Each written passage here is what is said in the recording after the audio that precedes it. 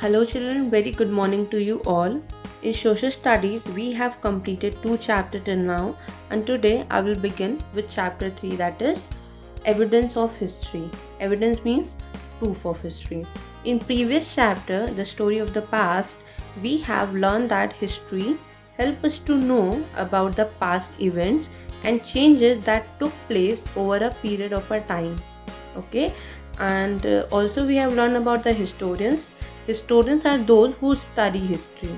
So in this chapter we will learn about the various sources from where we get the evidence of history and how we reconstruct the past with that evidence. Now, how do historians and archaeologists investigate history? So firstly, let us learn about historians and archaeologists. After that, we will learn about the sources of history. Historians. Historians are most concerned with the last 3000 years of the past. 3000 years of the past means from the ancient era. And why they are concerned? Well, that's because historians mainly study written records. Okay, what historians study? Written records. Anything written down can give historians clues about the people and events of the past. Okay, and that written records can be a books, letters, diaries, speeches, business record, marks on ancient tombs, old maps and songbooks. This is all about historians. And what archaeologists do? Archaeologists study the past by examining object. What archaeologists do? He examine the object that people of the past left behind. Okay, this include fossils, bones and artifacts like tools, weapons, coins, clothing and anything else made or used by earlier people. Okay, examine artifacts give archaeologists clues about what life was like for those people. Okay, by examining the artifacts, archaeologists got to know about the previous life of the people. Now, what is difference between historians and archaeologists? Because both research about our history, both reconstruct the past. So, what is the difference? They are doing the same thing, na? So, why there is a difference name? One name is historian, one name archaeologist. So, here it is. Here is the difference. Historians use both archaeological and literature sources to reconstruct the past. Okay, historians use two sources. In compared to historians, archaeologists just look for remains and materials of the past, usually by digging up the ground. Okay, what archaeologists do? Historians use two sources, but archaeologists only use archaeological sources. Archaeological sources that is used by previous people or ancient people. As you can see in the image, in one image a person read the book, so that he is a historian. Okay, and in two of the images a person who's searching and digging and finding the object, so that is the archaeologist. This is the biggest difference in both of them. Historians spend most of their time in reading. Okay, what historians do? Historians mostly spend their time in reading. In compared to historians, archaeologists work on the field by making use of the records. Okay, now let us learn about the sources of history. How do historians find out about the past?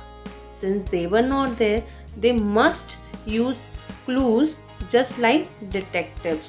Okay, these clues can be written, visual means the things you can see, are physical means actual objects used by people from that time.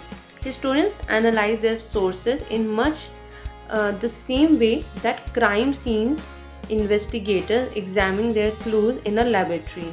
Okay, in a crime scene, if you have watched the CID, so what they do? Firstly, they got the clues or something from that event, and then they go to laboratory and then they search all the things and research about it. So the same historians do. Historians use two major groups of sources for their investigation about the past. First is primary sources and second is secondary sources. So let us learn about both the sources. Firstly, the primary sources. Primary sources are records, are objects that were created by people who participated in historical events. Means those who related with that event. Okay, so that come in a primary sources. For example, there's a one birthday party. Okay, so that is quite a kind of an event. Okay, historical event. So in that, the person are the things, whatever the things were used, that is known as primary sources. Okay, now what is secondary sources? Secondary sources are items created by people who study these events or developments rather than participating in them. Secondary sources are those who are not participating in that event, but they have research about it. They get to know all the things of that event. So that is comes in a secondary sources.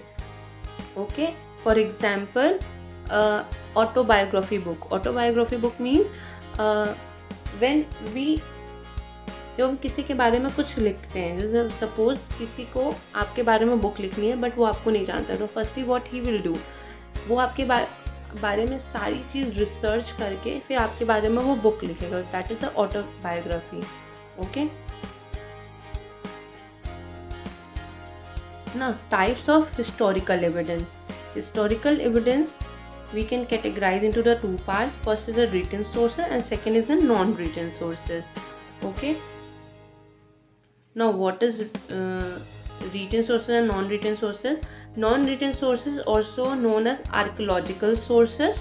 Okay, and the example of archaeological sources are fossils, coins, artifacts, inscriptions, edicts and monuments. These are the example of non-written sources or archaeological sources. Okay, and what is the literary sources? Literary sources also known as the written sources. Okay, and it can be classified into the two parts. First is the religious literature and second is the secular literature.